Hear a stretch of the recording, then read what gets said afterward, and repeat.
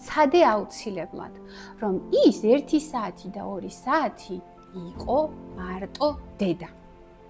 გააკეთო ის, რაც შენი ასაკის შვილისთვის არის შესაბამისი რაღაც სათამაშო, რაღაც აქტივობა. იყავი მხოლოდ მასთან და ნახე, როგორი ცოცხალი იქნება პროცესი, როგორ იგრძნობ, რომ ხო, დედა ვარ. იმიტომ რომ კი არა აირევი ამ როლებში, რომ რა ვიცი, თან ჭურჭელი დარეცხე. თან რა ვიცი, იატაკი მოწმინდე, თან იქ ლეპტოპი გაგახსნილი, მეილი შეამოწმე, თან რაღაცა. ყველაფერი ერთად არა. მოდი თუნდაც დღეში 1 საათი კი არა, ნახევარი საათი მარტო დედა იყავი.